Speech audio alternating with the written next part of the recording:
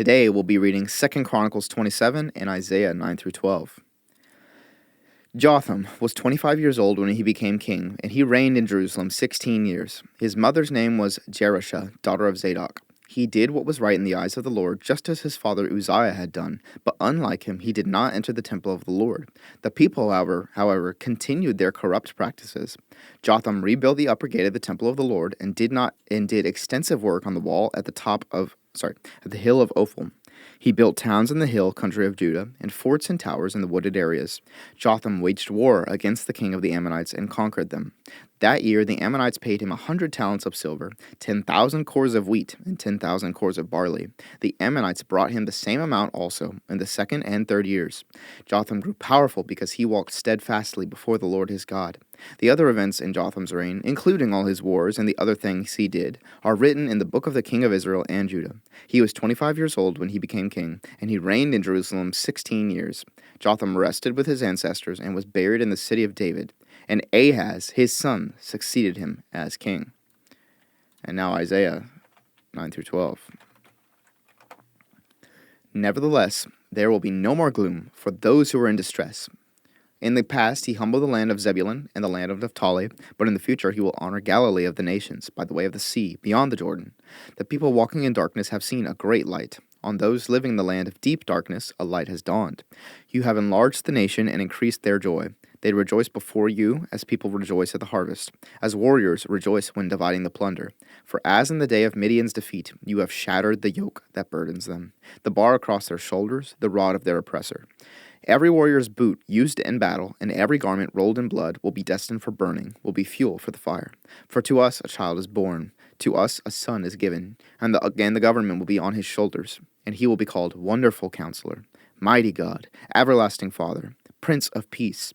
Of the greatness of his government and peace there will be no end. He will reign on David's throne and over his kingdom, establishing and upholding it with justice and righteousness from that time on and forever. The zeal of the Lord Almighty will accomplish this. The Lord has sent a message against Jacob. It will fall on Israel. All the people will know it. Ephraim and the inhabitants of Samaria, who say with pride and arrogance of heart, the bricks have fallen down, but we will rebuild with dressed stone. The fig trees have been felled, but we will replace them with cedars. But the Lord has strengthened Rezin's foes against them, and has spurred their enemies on. Aramaeans from the east and Philistines from the west have devoured Israel with open mouth. Yet for all this his anger is not turned away. His hand is still upraised, but the people have not returned to him who struck them, nor have they sought the Lord Almighty. The Lord will cut off from Israel both head and tail, both palm branch and reed in a single day. The elders and dignitaries are the heads, the prophets who teach lies are the tail. Those who guide this people mislead them, and those who are guided are led astray. Therefore the Lord will take no pleasure in the young men, nor will he pity the fatherless and widows, for everyone is ungodly and wicked. Every mouth speaks folly, yet for all this his anger is not turned away. His hand is still upraised. Surely wickedness burns like a fire. It consumes briars and thorns. It sets the forest thickets ablaze, so that it rolls upward in a column of smoke. By the wrath of the Lord Almighty the land will be scorched. The people will be fuel for the fire. They will not spare one another. On the right they will devour, but still be hungry. On the left they will eat, but not be satisfied. Each will feed on the flesh of their own offspring. Manasseh will feed on Ephraim, and Ephraim on Manasseh. Together they will turn against Judah. Yet for all this his anger is not turned away. His hand is still upraised. Woe to those who make unjust laws, to those who issue oppressive decrees, to deprive the poor of their rights and withhold justice from the oppressed of my people, making widows their prey and robbing the fatherless. What will you do on the day of reckoning, when disaster comes from afar? To whom will you run for help? Where will you leave your riches? Nothing will remain but to cringe among the captives or fall among the slain. Yet for all this his anger is not turned away. His hand is still upraised. Woe to the Assyrian, the rod of my anger, in whose hand is the club of my wrath. I send him against a godless nation. I dispatch him against a people who anger me, to seize loot and snatch plunder, and to trample them down like mud in the streets. But this is not what he intends. This is not what he has in mind. His purpose is to destroy, to put an end to many nations. Are not my commanders all kings, he says? Has not Calno fared like Carchemish? Is not Hamath like Arpad, and Samaria like Damascus? As my hand seized the kingdoms of the idols, kingdoms whose images excelled those of Jerusalem and Samaria. Shall I not deal with Jerusalem and her images, as I dealt with Samaria and her idols? When the Lord has finished all his work against Mount Zion and Jerusalem, he will say, I will punish the king of Assyria for the willful pride of his heart, and the haughty look in his eyes. For he says, By the strength of my hand I have done this, and by my wisdom, because I have understanding, I removed the boundaries of nations. I plundered their treasures like a mighty one. I subdued their kings. As one reaches into a nest, so my hand reached for the wealth of the nations. As people gathered abandoned eggs, so I gathered all the countries. Not one flapped a wing, nor oar opened its mouth to chirp. Does the axe raise itself above the person who swings it, or the saw boast against the one who uses it? As if a rod were to wield the person who lifts it up, or a club brandish the one who is not wood. Therefore the Lord Almighty, will send a wasting disease upon his sturdy warriors. Under his pomp a fire will be kindled like a blazing flame. The light of Israel will become a fire, their Holy One a flame. In a single day it will burn and consume his thorns and his briars, the splendor of his forests and fertile fields it will completely destroy, as when a sick person wastes away, and the remaining trees of his forests will be so few that a child could write them down. In that day the remnant of Israel, the survivors of Jacob, who will no longer rely on him who struck them down, but will truly rely on the Lord, the Holy One of Israel. A remnant will return, a remnant of Jacob will return to the mighty God.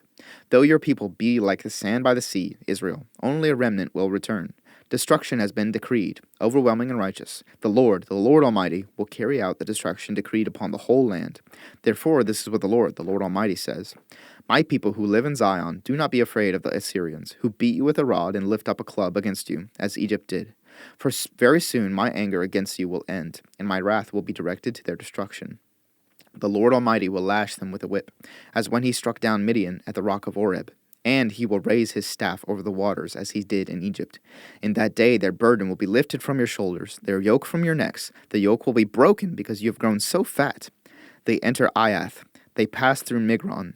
They store supplies at Michmash. They go over the pass and say, We will camp overnight at Geba. Ramah trembles. Gibeah of Saul flees. Cry out, daughter Gallim. Listen, Laisha. Poor Anathoth.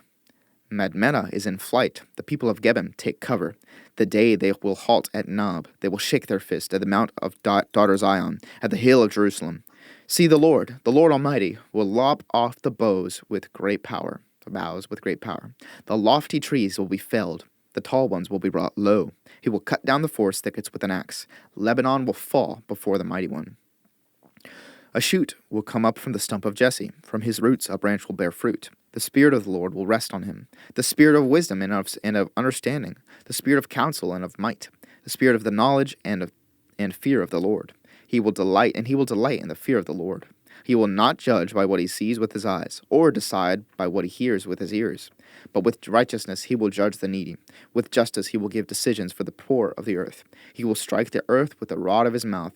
With the breath of his lips he will slay the wicked. Righteousness will be his belt, and faithfulness the sash around his waist.